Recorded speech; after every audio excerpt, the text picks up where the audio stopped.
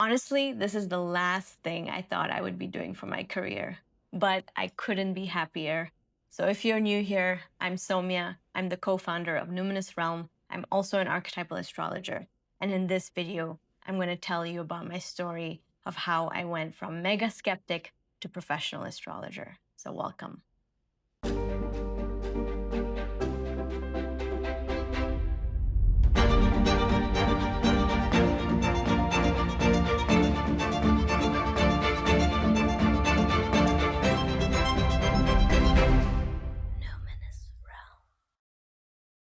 I grew up in an Indian household. I was born in Singapore, raised in Japan, but of course, my entire family is Indian. While I do have people in my family who, are definitely still skeptics, have always been skeptics. It was, astrology and those kind of things were just not really part of their life. My family, my mom, my dad have had it be a part of their lives for a long time. And so, consulting astrologers was just kind of normal in that sense. It was nothing new that my parents were doing, but they were mainly Vedic astrologers, so very traditional form of astrology. And, it always felt like there was a lot of constraints. I mean, when we think about astrology, I think generally people think, first of all, the zodiac signs, but then, of course, like the sense of like, oh, tell me my future, tell me what's going to happen. That is what we think astrology is about. That's what I thought it was about. And to be honest, that is what I saw. I saw these Vedic astrologers provide, my family, the people around me, with very, concrete predictions of like, by this date, this will happen, or, these people will get together, or your health will get better, or whatever it is. It's like super concrete, and there's like specific dates even. And I mean, look, I think we can't even really predict the weather that accurately still. So there's no way anyone in this world can predict outcomes like that. I mean, that would just make them God. So, yeah, that I just have to say that out there, that if anyone says that they can predict your life, run away. So anyway, I was always very against it in that sense when as a teenager, as I was in my early 20s, I became aware about how destructive this world was, and I share that specifically because I know many people who have not been able to, be with the partner that they wanted to be with because an astrologer told them that it's not a good match, and so you both shouldn't get married. And so things like that happen very often in India because especially during marriage, or when someone is choosing to marry someone, the first thing they do is look at the compatibility. And many families take it very seriously. So if it's not a match, then sorry, forget about love.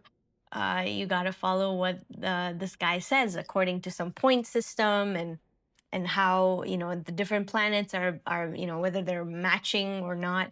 And so to me, that was it just didn't seem right, because what about free will? What about one's choice? What about love?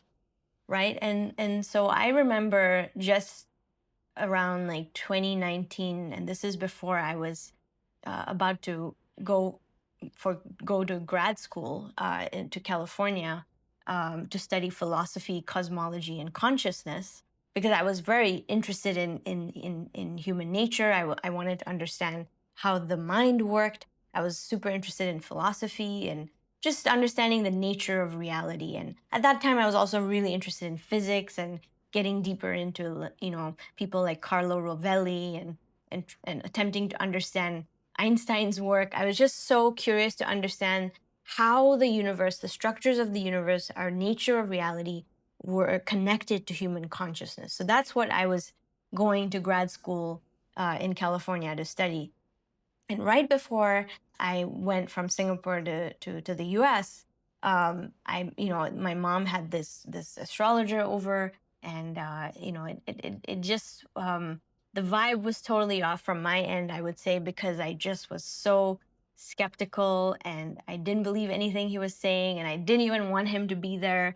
So I got in like a heated argument with him, and I said, "Do you not even know anything about science? Like do you know, like, we live in this scientific world, like, what are you doing?" I was just so, yeah, I was really pushing back, and I could tell he was just so bothered, and by the end of it he left feeling just super annoyed at me. And that was my experience. That's really where I was very skeptical of any of this.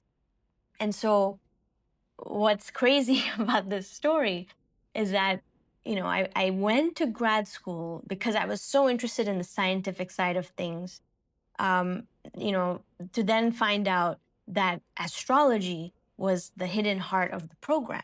In that moment I was like, oh my gosh, like, did I make a huge mistake here? Like, I thought I was coming to this school that was teaching me like about cosmology, the evolution of the cosmos, um, and philosophy, and while all of that was being taught, like, it's an amazing school, and all of that was there, and I was already feeling such excitement being in those classes. I could notice like huge resistance, coming up inside of me when I found out that astrology was a big thing, because all my classmates were talking about it. And the one of the professors, well, actually the professor who founded the program is the one who is behind the astrology, and I'll go into that in a moment. But everyone was talking about it.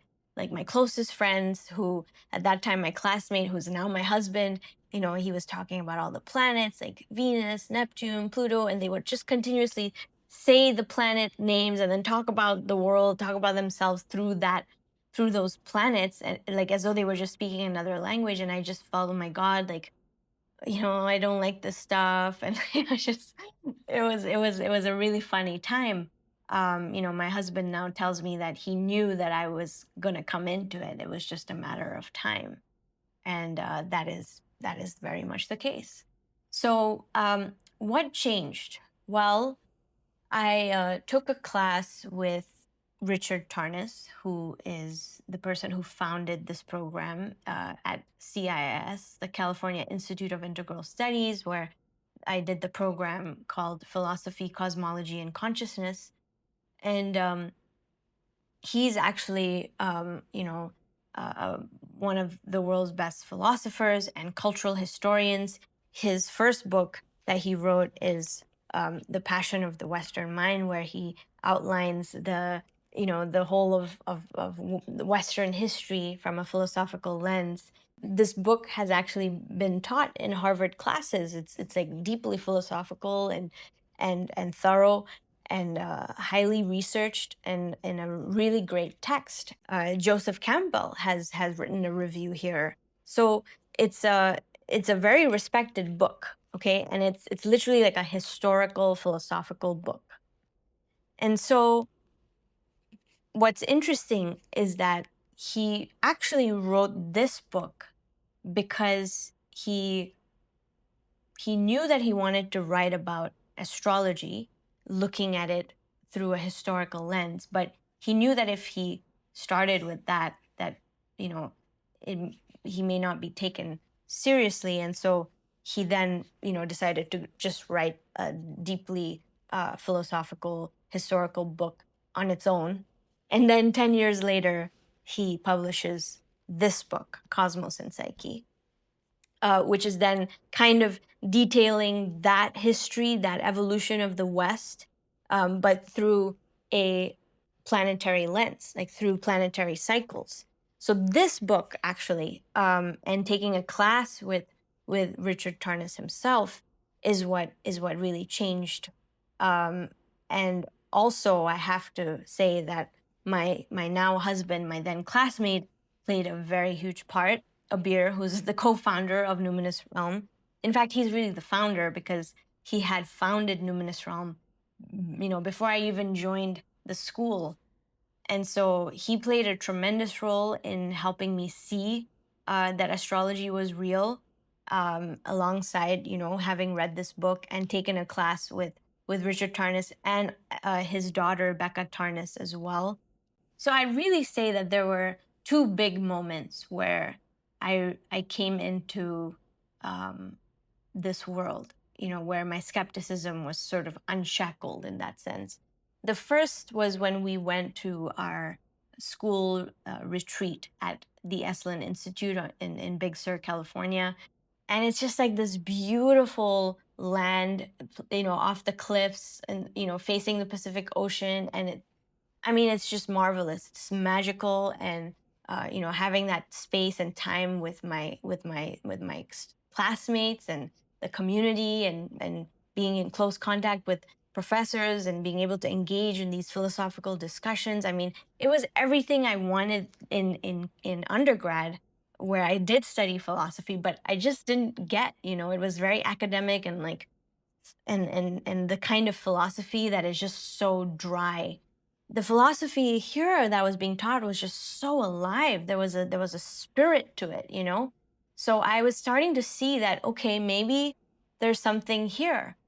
And then, of course, the night sky was so astoundingly beautiful and mysterious, like the Milky Way right above us at Esalen. And all my friends were talking about these planets, which we call, planetary archetypes as well.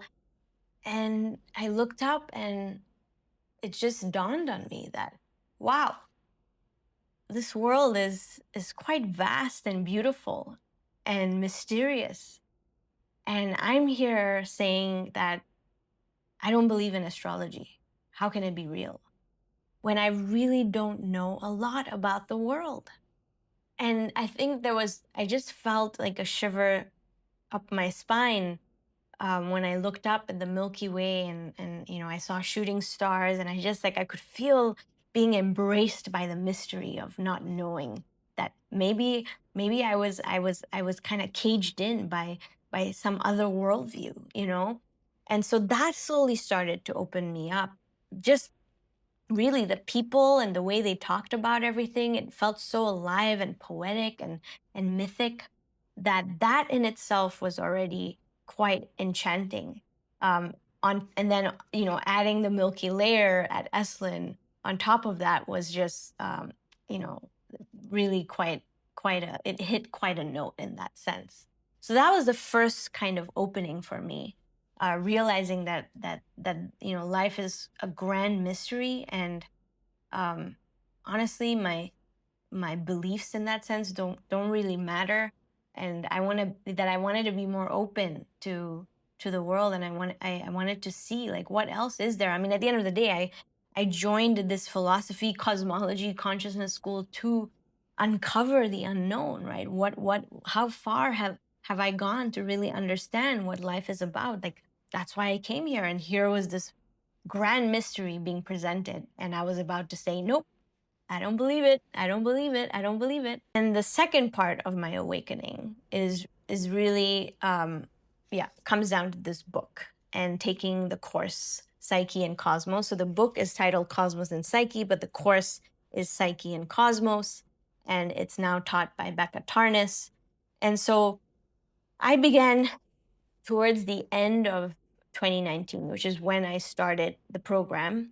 I came in September, and then by November, I was like starting to really kind of ease into it and say, okay, let me see what this is about. So I started reading this book.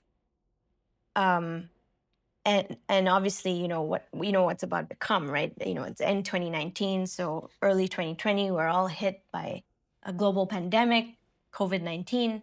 So what's happening at that point is that I'm starting to read this book, right? And I'm learning from a beer. So I've not started taking it. At that point, I have not taken an official class on this, right? Um, I'm just like interested, and so I'm learning on my own. And Abir is talking to me and teaching me about these archetypes, the planetary archetypes. So around like late 2019, early 2020, so Jan, I'm reading this chapter, Cycles of Crisis and Contraction. And let me just share with you what this book is actually about. I realize I did not really explain that. So if this book, right, is going through the evolution of the West, um, and how worldviews in the West have shifted over time, this is looking at that, but through the planetary cycles, because each planet is an archetype. It's like it's a first principle. So if we just look at the planetary archetype of Saturn, right? um, it carries the essence of something that's hard, that's limiting, that's structured, that's concrete, that that entails hardship and hard work, struggle, but it's also wisdom. I mean, there's a quality that you just heard me say all these words, right? And you can feel a quality that's coming through those words. It's like kind of stiff, it's hard, but it's structured, it's disciplined. There's this kind of container-like feeling. That's what an archetype is, and we can't answer everything. We don't know the answers as to like why is it that the planets carry that essence. This is an area that one needs to study, and I'm interested in it, but I haven't yet gone deeply into it yet. It's not like there's some kind of radiating signal that's coming from the planets through your mind and your consciousness. It doesn't seem to be, at least, that way. So that's a different question that we can really discuss and explore, about like how is it metaphysically, like how does that actually work. But let's just say that somehow when the planets are in a certain alignment with each other, there's a quality that arises in that moment that is attached to those archetypes. And you can trace this because you can see back in history when those two planets or three planets or whatever it is were aligned, what was happening. And then you can see, oh, it happened again, and this quality was in culture, was in the collective consciousness. And that's so it's kind of scientific in that way, because you're using the past, you're using data to understand the current moment and the future. So in that chapter on crisis and contraction, Richard Tarnas was looking at the planetary cycles of Saturn and Pluto. We talked about Saturn, restriction, constraint, hardship. Pluto is all about destruction and this sort of volcanic feeling of eruption and power, and all that is sort of taboo, things that are sort of unconscious, that are kept underground, but it starts to erupt, and but at the same time, it has this sort of transformative essence attached to it. It's super intense, it's deep, it's loud. So you can see, with Saturn, I'm talking about structure and hardship and limitation, but Pluto, I'm saying there's this sort of this eruption, but it can be an eruption of darkness. So in that chapter, Richard Tarnas looks at how whenever Saturn and Pluto have been in a very major alignment throughout history, it has shown that our collective civilization has tended to go through hard moments, such as World War I, World War II, the Spanish flu, 9/11, and you can trace this back, and you can do a lot of research, and you'll really start to see these trends sort of unfolding according to the archetypal qualities. And so obviously I'm in that chapter, and then COVID happens, and guess what? We are in that moment in a Saturn Pluto deep alignment, and so it was kind of crazy to just see that happen. I think that is really what unshackled my skepticism, because he's talking about the Spanish flu and the plague and whatnot in history, coinciding with this alignment, and then boom, here's a worldwide pandemic unfolding before my eyes. School got canceled. Everything. Yeah, I had moved to San Francisco to attend graduate program. Everything moved online. Everyone was kind of in their home. There's a sense of restriction. We talked about Saturn, and there's a sense of fear. Pluto, that there's a disease that you're gonna, so you have to hide and protect yourself from the disease, and we're fighting a war in that sense. So that's that's really how I came to see that this was real, because just there's a tremendous amount of research done in this book to show you the different cycles and what they are associated with. And of course, what I did was, first I looked at my own birth chart. When I looked at my own history and my own patterns, and I was like, wow, okay, that adds up, that adds up, that adds up. I was like, okay, I can see myself in my natal chart and how my tendencies have unfolded.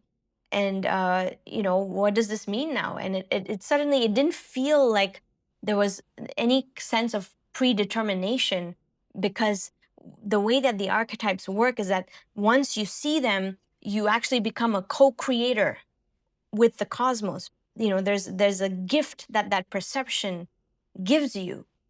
It's I mean, look, the laws of physics are what they are, but then once we figured out, that the laws of physics are the way that they are, we were able to build rockets and take science to the next level. So this is the same thing, but for psychology. Think about, like, okay, you are the way that you are, but what happens when you see the deeper patterns, the deeper layers that make you who you are? You can start to become an even better person, even more creative person. And that's what happened with me. Honestly, I started to unlock these parts of myself that I had never been able to unlock before. I really know myself on a much deeper level, and in a way that I never thought I would ever come to know myself. So I'm very grateful for this work that Tarnas has established. And I have to say that what makes it so great is that not only is it like you can see it in yourself and the world. So like because it's these archetypes are sort of interweaving, right? In many ways there is no separation between the self and the world. Um, each person has a personality, and they're made up of these principles. You could say first principles. That is actually what an archetype, the etymology it comes down to, is the first principle. And so I understand the first principles of who I am, and I understand the first principles of how the world works. And so that's really what makes it so great, is that it's not just a self-discovery, but it's a world discovery in that sense. And then you can start to really create with those principles. So yeah, that is kind of it in that sense, like how I actually came to see it. I think COVID surprisingly was the big moment that helped me see the deep structure beneath reality. And actually, that is also Saturn, Pluto, the structure beneath, and the patterns beneath reality. Pluto is this sort of that sense of the mystery and what is alive, and Saturn is what makes our reality the physical reality, but there's something beneath it. And so it's interesting. What I love about this work is that it's endless. The possibilities are endless. It's super creative, as I've said so many times now, because that truly is what it is all about, is creativity.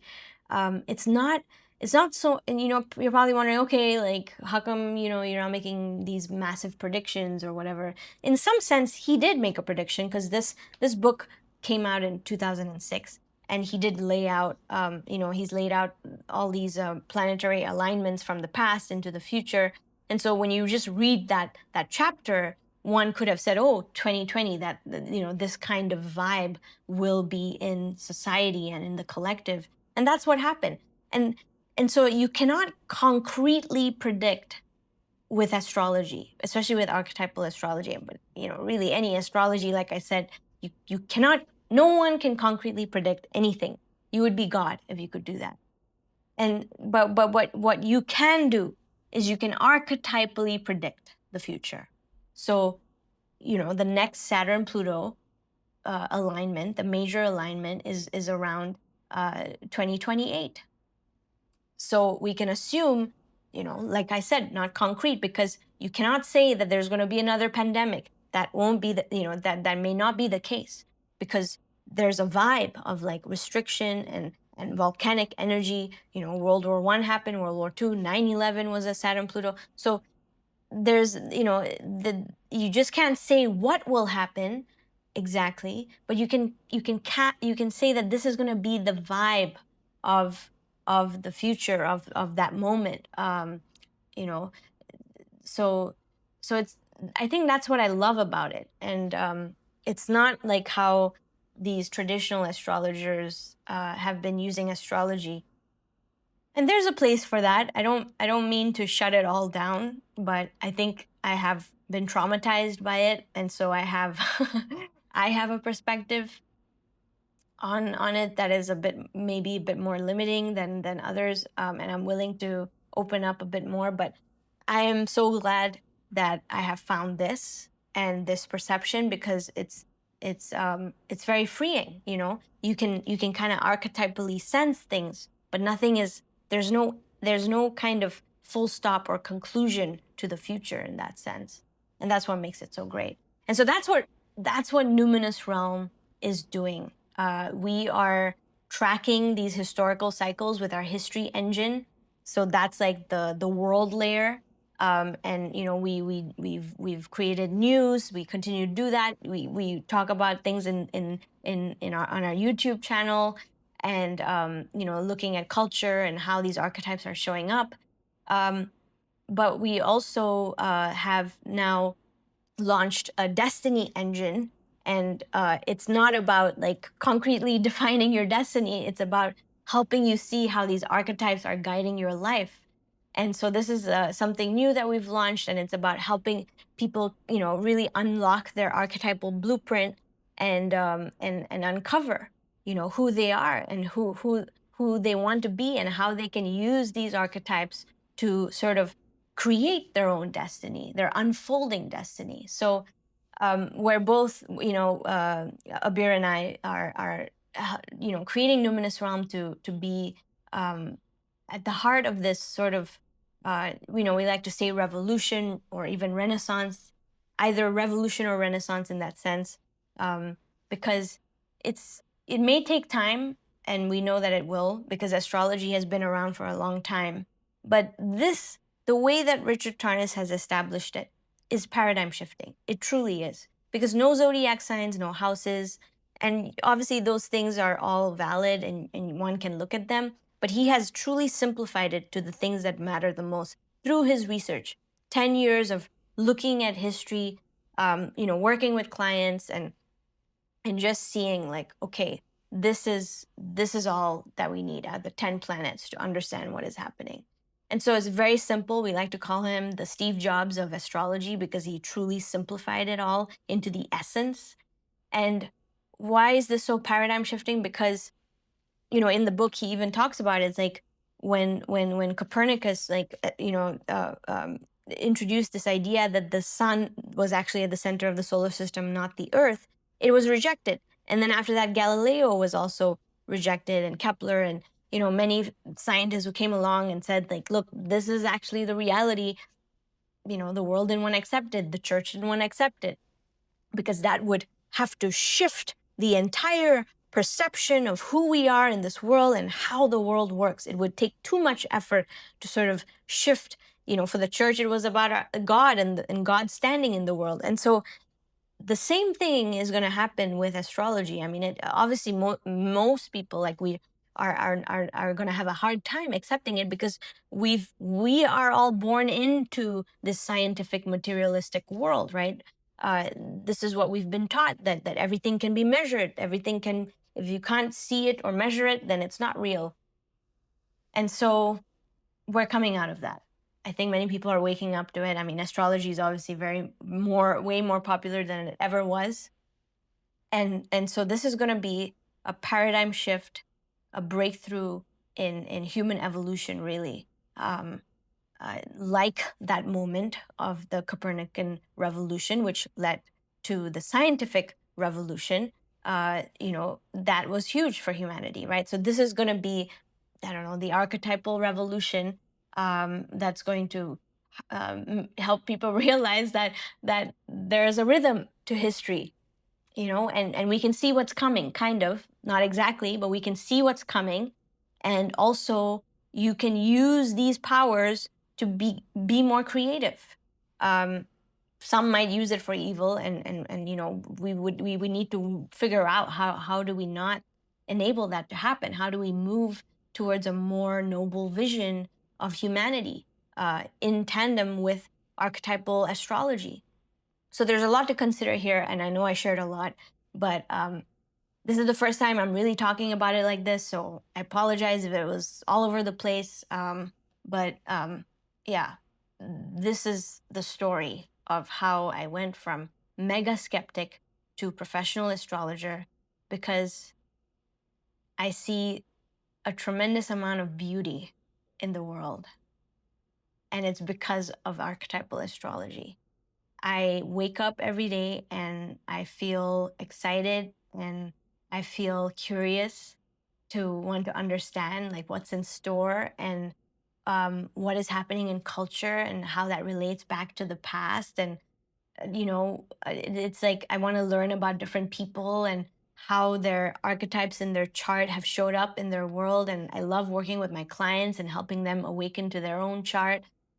It's all fascinating. It's like, it's truly like there's endless, endless ways of seeing the world and participating with it.